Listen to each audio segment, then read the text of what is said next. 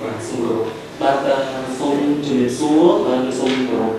ចំពោះបុគ្គលិកគ្រប់ផ្នែកទាំងអស់ថ្ងៃនេះនេះខ្ញុំបាទសូមជម្រាបជូនក្រុមហ៊ុនរបស់យើងនឹងចាត់តាំងអ្នកគ្រប់គ្រងបាទទូទៅថ្មីដែលគាត់នឹងមកជំនួសអ្នកគ្រប់គ្រងទូទៅចាស់ដែលគាត់ផ្លាស់ប្ដូរទៅធ្វើការនៅក្រៅប្រទេសអញ្ចឹងយើងបុគ្គលិកគ្រប់ផ្នែកសូមស្វាគមន៍បាទចំពោះលោកសាយស៊ីរ៉ាសម្រាប់អ្នកចាត់ការទូទៅគឺសូមស្វាគមន៍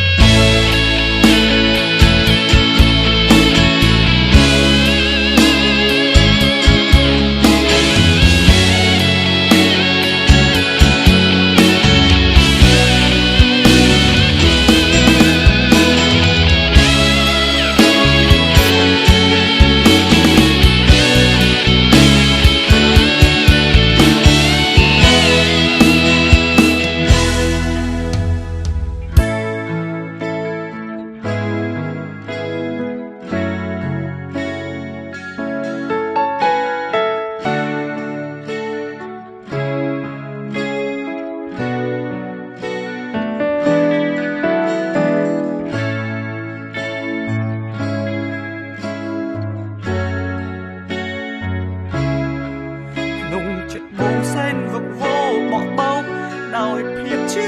ផ្សាភ្នែកបងស្រង់លៀនដំណក់ឈឺព្រោះតែស្ងួនអូនខ្វេះបេះដូងឲ្យស្លាប់សូអូនមិនអាសដល់ដើមទ្រូងប្រុសម្នាក់នេះផងដែលស្នេហ៍នួនល្អស្មើកែវខ្មែរ